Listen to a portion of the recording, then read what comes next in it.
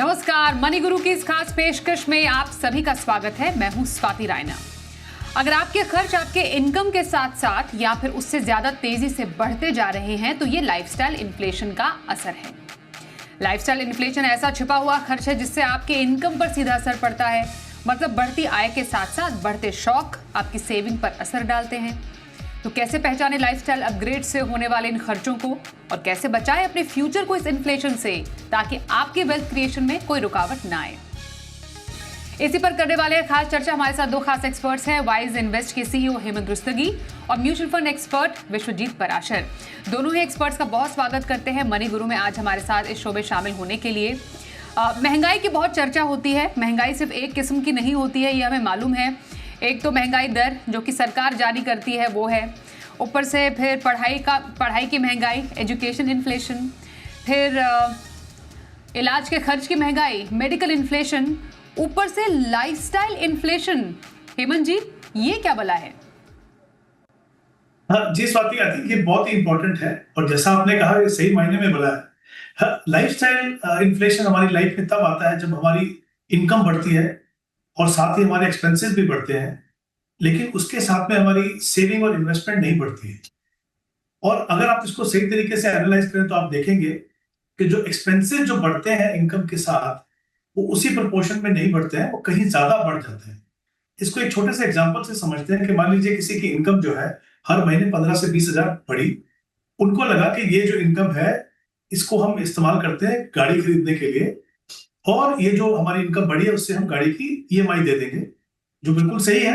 मतलब शायद वहां तक तो उनका अंदाजा बिल्कुल सही है, लेकिन वहां पे क्या अंदाजा नहीं लगाया जाता कि गाड़ी के मेंटेनेंस चार्जेस, गाड़ी के फ्यूल चार्जेस, उसके बाद जब आपके पास आपकी मूवमेंट बेहतर हो जाती है, आपकी आउटिंग्स बढ़ती है, आपका खाना खाने का एक्सपेंसेस बाहर बढ़ता है, एंटरटेनमेंट बढ़ता है। तो देखिए, जो आपको लगा था शुरुआत में कि आपने जो 15-20 हजार से इनकम बढ़ी है उसके सामने हमने ईएमआई ले ली है, तो हमारी लाइफ में कोई फर्क नहीं पड़ेगा। लेकिन सही सच्चाई ये है कि उसकी वजह से आपके एक्सपेंसेस कहीं ज्यादा बढ़ गए। और हम हमेशा कहते हैं कि आपकी जो इनकम बढ़ती है तो उसका कुछ हिस्सा 30-40% आपकी इन्वेस्टमेंट में जाना चाहिए, वो इन्वेस्टमेंट में नहीं जाता। अब ये होता क्यों है? वो होता इसलिए है क्योंकि जब हमारी इनकम बढ़ती है या हमें जब बोनस मिलती है तो हम अपने आप को कन्विंस करते हैं कि देखिए हमने मेहनत की, हमें ये सब रेज मिला या तो बोनस मिला, तो हम डेफिनेटली डिजर्व करते हैं कि हम इसको खर्चा करें। और उसमें कोई कोई दो राय नहीं है कि आप डिजर्व करते हैं, खर्चा करें, लेकिन प्रोपोर्शनेट में करें। दूसरी बात, जब हम अपने आसपास देखते हैं लोगों को, तो हम देखते हैं कि सबने अपना लाइफस्टाइल को अपग्रेड किया हुआ है, तो हम क्यों ना करें। हम उनकी लाइफ में जो अपग्रेड हुआ वो तो देख लेते हैं, लेकिन हम ये नहीं देखते कि हो सकता है उन्होंने अच्छे से बजटिंग की हो सकता है उनके जो फाइनेंशियल गोल्स हैं उसके लिए वो अच्छे से डिसिप्लिन तरीके से इन्वेस्ट करें, हो सकता है उन्होंने अपना एक इमरजेंसी फंड बनाया, जो अगर आपने नहीं किया तो आपको बाद में ऑब्वियसली कहीं ना कहीं प्रॉब्लम होगी। तीसरी प्रॉब्लम सबसे ज्यादा इसमें क्या होती है स्वाति, के कुछ जो लाइफस्टाइल अपग्रेड्स हैं वो इरिवर्सिबल हो जाते हैं। आप सोचिए कि आपने इनकम के सामने एक्सपेंसेस को कहीं ज्यादा बढ़ा दिया, आपने अपनी फैमिली का जो लाइफस्टाइल है वो अपग्रेड कर दिया, और जब तक आपने रियलाइज किया कि ये मेरा खर्चा कहीं ज्यादा बढ़ गया है, तो आप कोशिश कीजिए उसको रिवर्स करने के लिए, और बहुत ही मुश्किल होगा। कैसे आप अपनी फैमिली को बताएंगे कि ये जो हम खर्चे करते थे आज से नहीं कर पाएंगे? तो कहीं ना कहीं उससे फिर आप डेट ट्रैप में फंसते हैं। या तो आप क्रेडिट कार्ड का अननेसेसरी इस्तेमाल करेंगे, या आप पर्सनल लोन लेंगे, और कहीं ना कहीं आप देखेंगे कि वो आपकी लॉन्ग टर्म इन्वेस्टमेंट पे भी असर डालता है। तो लाइफस्टाइल इन्फ्लेशन एक बहुत ही मुझे लगता है कि बड़ा डेंजर है किसी भी निवेशक को, किसी भी आम आदमी की फाइनेंशियल फ्यूचर के लिए। तो इनकम बढ़े, खर्चा बढ़ाइए, कोई बात नहीं, लेकिन कुछ हिस्सा सेविंग्स और इन्वेस्टमेंट में जाना चाहिए, ताकि एक प्रॉपर प्रोपोर्शन में ये काम हो, ताकि वो जो लाइफस्टाइल इन्फ्लेशन है वो आपके फाइनेंशियल फ्यूचर को नुकसान ना पहुंचाए। ओके, तो हेमंत जी, आपने बहुत ही बेहतरीन ढंग से बात की कि लाइफस्टाइल खर्चे जो हैं वो आपके इनकम पर डेंट नहीं डालने चाहिए। अब लेकिन क्या लोग इससे इत्तेफाक रखेंगे? अब लोग तो ये भी कहते हैं कि हम कमा क्यों रहे हैं, हमें लाइफस्टाइल अपग्रेड करनी है। मेरे पड़ोसी ने बड़ी गाड़ी लाई, मेरे पास अभी भी छोटी गाड़ी है, तो मुझे भी बड़ी गाड़ी लानी है। मुझे एक महंगी गाड़ी खरीदनी थी जिसका शौक है, वो क्यों ना अब कर लिया जाए, क्योंकि अब तो सैलरी बढ़ चुकी है। क्यों ना एक अदद नया फ़ोन भी हो जाए। और होम रेनोवेशन भी तो करना है। तो ये जो तमाम सवाल एक किसी भी जो कमाई करते हैं उनके दिमाग में उठते हैं, वो काफ़ी वाजिब भी है। इसमें बुराई क्या है? अगर मैं विश्वजीत जी आपसे समझूँ, ये लाइफस्टाइल खर्चे कब ये खतरे में बदल जाते हैं, खर्चे खतरे में बदल जाते हैं, इसको कैसे आइडेंटिफाई करें? देखिए स्वाति जी, बिल्कुल ठीक कहा कि हम जब सोशल मीडिया पे देखते हैं कोई मिस्टर परफेक्ट है, कोई फॉरेन ट्रिप पे गया हुआ है, तो हमारे अंदर भी वो फीलिंग आती है कि हम भी घूमने जाएं। और ऐसे कई तमाम खर्चे बढ़ाएं, जैसे आपने भी बताया, बड़ा घर या बड़ी गाड़ी, तो ये सब हमारी लाइफ में इम्पैक्ट करता है। फोमो है, फियर ऑफ मिसिंग आउट है, फैमिली की तरफ से या सोसाइटी का एक पीयर प्रेशर रहता है कि आपको अपना लाइफस्टाइल अपग्रेड करना है। बट सबसे इम्पॉर्टेंट ये है कि जब आपके पास पैसा बढ़ता है तो आपको एक स्मार्ट बजटिंग करनी है। ऐसा नहीं है कि खर्चा नहीं करना है, लाइफस्टाइल इंप्रूव नहीं करना है, बट स्मार्ट तरीके से करना है।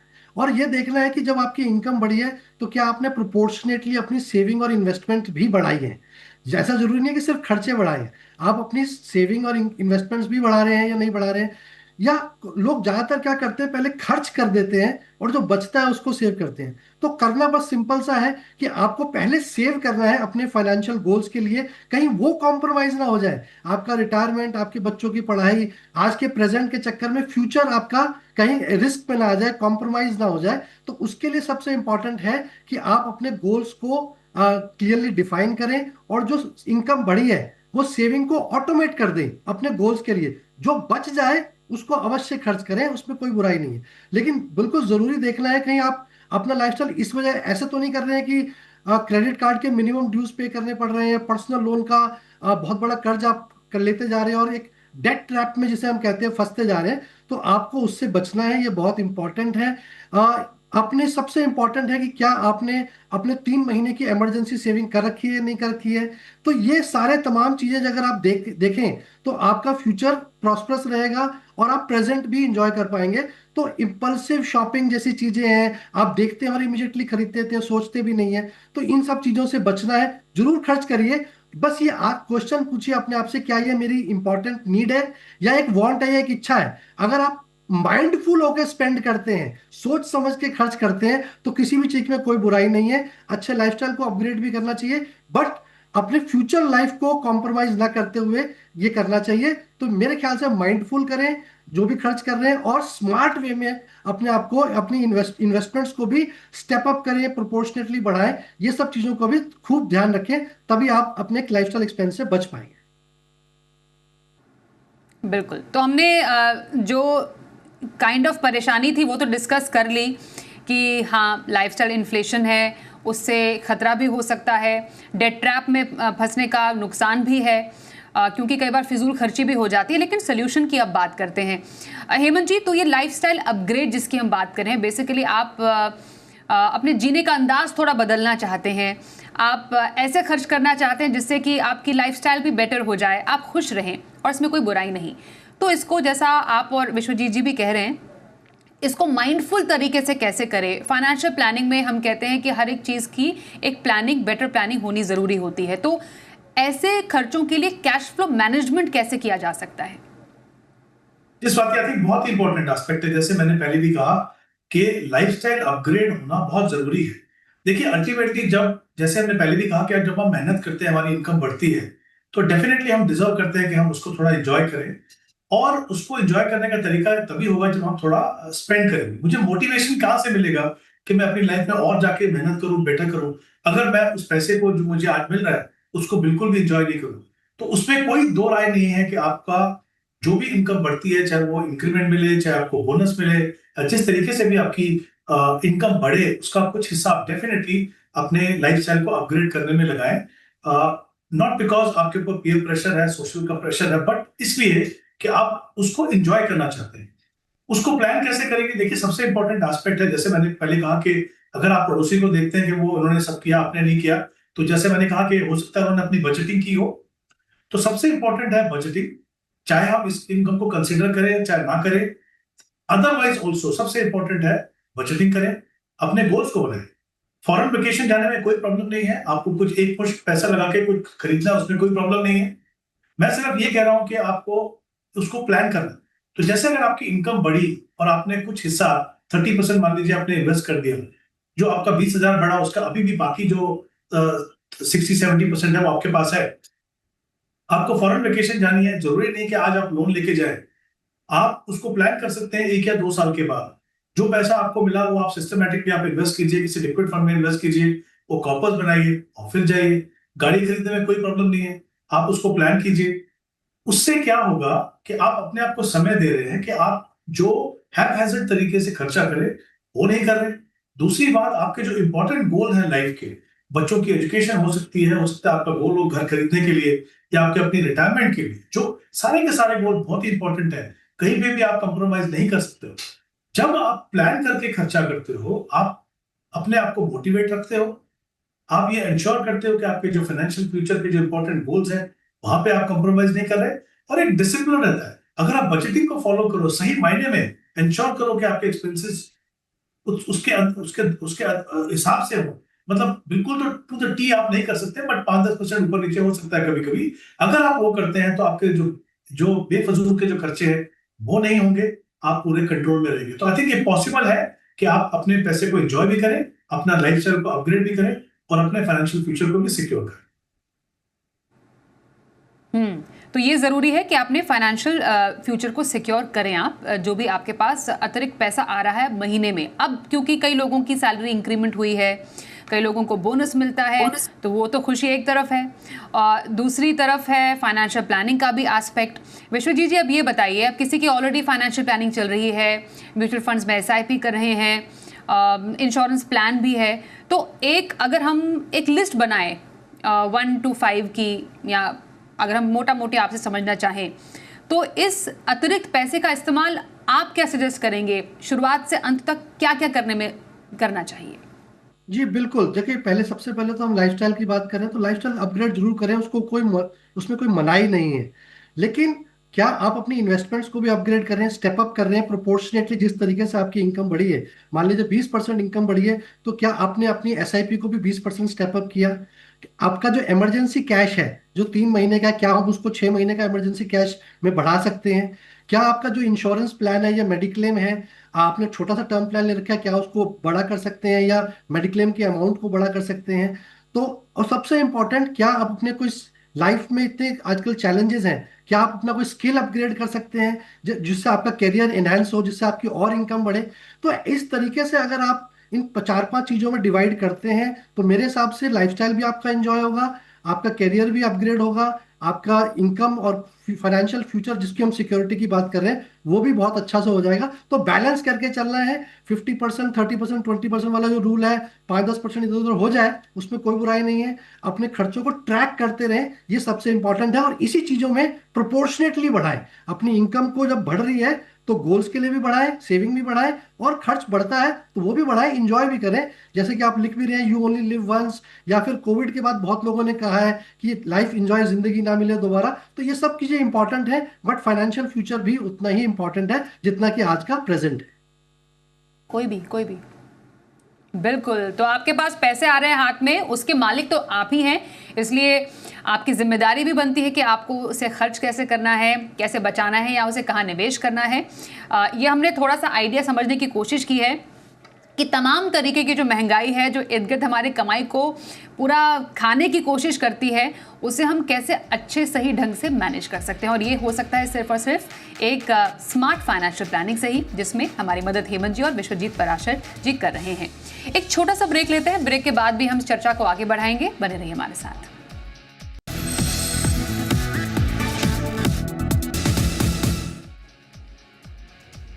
आइए अब शो में कुछ दर्शकों के सवाल भी शामिल करते हैं। हमारे साथ विश्वजीत पराशर और हेमंत रुस्तगी शामिल हो चुके हैं, शो में बने हुए हैं लगातार, और बात करते हैं प्रदीप जी से। प्रदीप कुमार इस वक्त हमारे साथ फोन लाइन पर लाइव हैं। प्रदीप जी, स्वागत करते हैं आपका हम मनी गुरु में। आप अपने इन्वेस्टमेंट से जुड़ा हुआ सवाल हमसे जानना चाह रहे हैं, जिसके लिए आपने हमें मेल किया। थोड़ा सा डिटेल सर बताएंगे। आप ऑलरेडी कुछ 50,000 की SIP कर रहे हैं और 76 लाख का पोर्टफोलियो वैल्यू भी आप बना चुके हैं। कब से इन्वेस्ट कर रहे हैं ये आप? Good evening madam. एक्चुअली मैं 2016 से मैं इन्वेस्टमेंट में कर रहा हूँ SIP के थ्रू एंड लमसम के थ्रू। तो अभी का मेरा जो है पोर्टफोलियो 76 लाख का हो गया है, और 52,000 का मैं SIP कर रहा हूँ, जिसमें पराग पारिक है, स्मॉल कैप में है, और मिड कैप है और आपका लार्ज कैप, ऐसे करके मैंने 20% का एक रेशियो मैंने सेट किया है। 10-12 फोलियो है, सॉरी 10-12 म्यूचुअल फंड है, उसमें भी मुझे एग्जैक्टली याद नहीं है, जिसमें मेन है पराग पारिक और Nippon India small cap fund और क्वांट स्मॉल कैप फंड, ऐसा करके है जो मैंने मेल में भेजा है डिटेल। ठीक है, तो मेरा हाँ। मैडम तो प्रदीप जी, आपने, हम जो देख पा रहे हैं, आपने सबसे ज्यादा अमाउंट ऑफ जो एसआईपी है वो पराग पारिक फ्लेक्सी कैप में कर रखी है। बाकी में जितना हम समझ पा रहे हैं 2,500 और 4,000 तक की एसआईपी आपने की है। कोई खास वजह?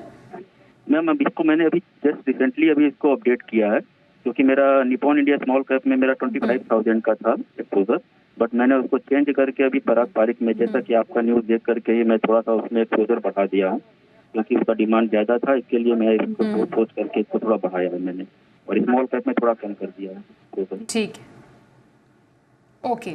और टारगेट क्या है आपका, ये भी बता दीजिए।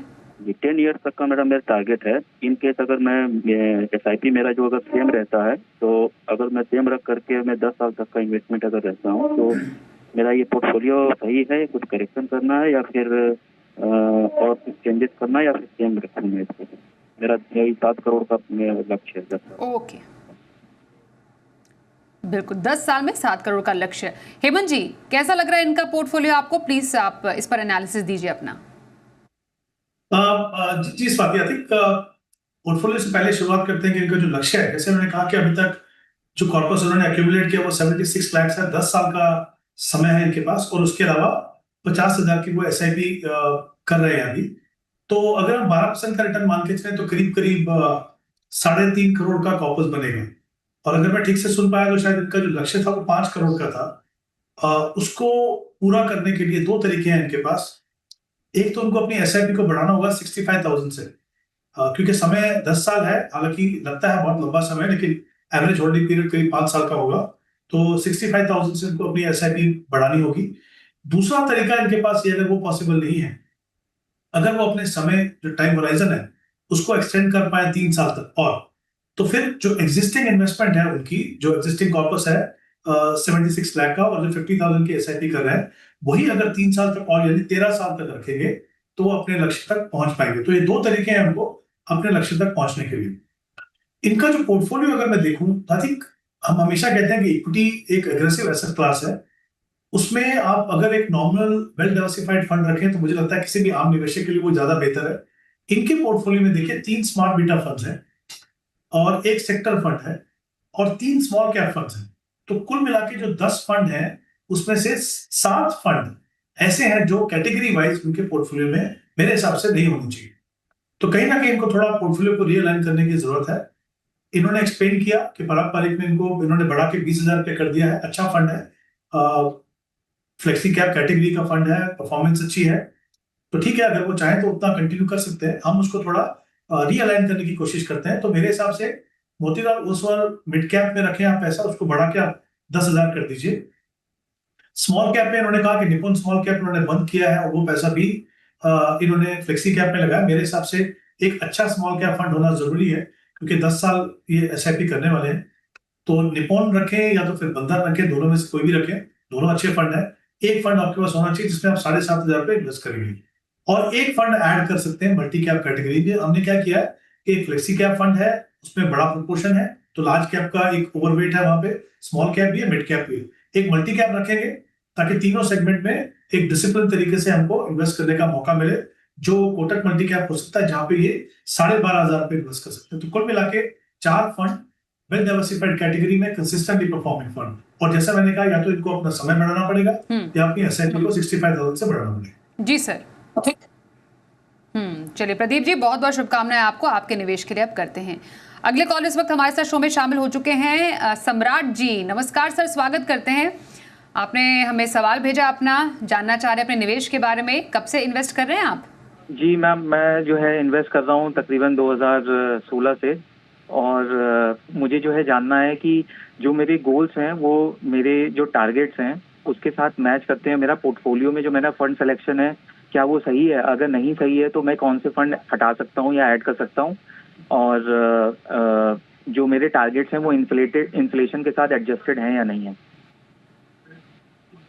तो जैसा आपने बताया सम्राट जी, आप 36 साल के हैं? जी मैडम, 45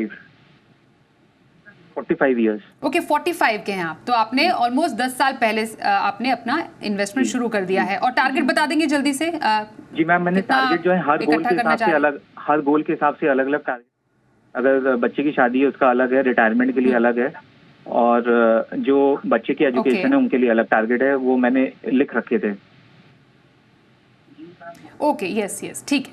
मैं विश्वजीत जी आपसे बोलूंगी, प्लीज आप इनका पोर्टफोलियो स्टडी कीजिए। क्या आपको लग रहा है इनके फंड्स कैसे हैं? बिल्कुल स्वाति जी, इनका काफी डाइवर्सिफाइड पोर्टफोलियो है, पर अगर देखें तो उसमें कहीं ना कहीं दो मल्टी कैप फंड्स हैं। एक एचडीएफसी मल्टी कैप फंड है और एक और मल्टी कैप फंड है। तो मैं इनको सजेस्ट करूंगा कि इनके पोर्टफोलियो में स्मॉल कैप नहीं है और 15 वर्ष का टाइम पीरियड ठीक ठाक होता है। तो एचडीएफसी मल्टी कैप फंड से निकलकर ये कोई एक स्मॉल कैप फंड ले सकते हैं, जिसमें कि निपॉन इंडिया का स्मॉल कैप या फिर बंधन का स्मॉल कैप फंड ले सकते हैं, क्योंकि एचडीएफसी का मिड कैप फंड भी है, तो कहीं ना कहीं ओवरलैप है। इस वजह से मैं इनको सजेस्ट कर रहा हूँ कि एचडीएफसी मल्टी कैप कोई एसआईपी को स्टॉप करके ये एक स्मॉल कैप फंड में एसआईपी स्टार्ट कर ले। दूसरा, इनके पास दो मिड कैप फंड है, एक कोटक इमर्जिंग इक्विटी फंड है और एचडीएफसी का ही मिड कैप अपॉर्चुनिटीज फंड है। तो एचडीएफसी का मिड कैप अपॉर्चुनिटीज फंड को कंटिन्यू रखें, कोटक को स्टॉप कर सकते हैं, ताकि एक ही मिड कैप फंड में कंसोलिडेशन हो जाए। और अगर हम देखें तो इन्होंने एक बैलेंस एडवांटेज फंड में भी एसआईपी कर रहे हैं, जो मुझे लगता है कि 15 साल के पीरियड के लिए शायद इतनी आवश्यकता नहीं है, और एक अच्छी खासी अमाउंट कर रहे हैं, करीब 13,000 रुपए। तो और इसके अलावा पारंपरिक फ्लेक्सी कैप में भी काफी अच्छी अमाउंट है। तो मैं चाहता हूं कि एक नया फंड, क्योंकि डिफरेंट इन्वेस्टमेंट स्टाइल इनके पोर्टफोलियो में ऐड कर सकते हैं, जिसमें कि थोड़ा सा रकम पारंपरिक से कम कर सकते हैं, 2,000 रुपए करीब, और 3,000 रुपए करीब ICIC Prudential Balance Advantage Fund से कम कर सकते हैं। तो 5,000 रुपए का हम एक एसबीआई कॉन्ट्रा फंड स्टार्ट कर सकते हैं। तो एक डिफरेंट इन्वेस्टमेंट स्टाइल भी इनके पोर्टफोलियो में ऐड हो जाएगा। अगर हम देखें तो ये 65,000 रुपए की एसआईपी कर रहे हैं, तो बहुत अच्छा अमाउंट है, और पिछले 10 साल से ये निवेश कर रहे हैं, तो मेरे ख्याल में काफी अच्छा कॉर्पस इनका बन गया होगा। 65,000 की एसआईपी को भी अगर लेके चले 12% का सीएजीआर, तो मेरे हिसाब से 3,27,00,000 रुपए बन जाते हैं। और वहीं अगर ये 10% का स्टेप अप करते हैं तो 5,64,00,000 बन जाते हैं। मेरे पास स्वाति गोल्स नहीं थे इनके जो इन्होंने डिफाइन कर रखे, बट ब्रॉडली 5.5-6 करोड़ रुपए बन सकता है। और जो 10 साल से जो पैसा जोड़ा है वो भी अगर हम 12% लेंगे तो वो भी काफी अच्छी अमाउंट बन जाएगी। तो अगर गोल्स के साथ लिंक कर ले तो काफी अच्छा। जी सर। तो सम्राट जी, बहुत बहुत शुभकामनाएं करते हैं आपको इन तमाम आपके निवेश के लक्ष्यों के लिए, और धन्यवाद भी करेंगे हेमंत जी और विश्वजीत जी आपका हमारे साथ आज इस चर्चा में शामिल होने के लिए। छोटा ब्रेक लेते हैं मनी गुरु में, बस इतना ही। देखते रहिए जी बिजनेस।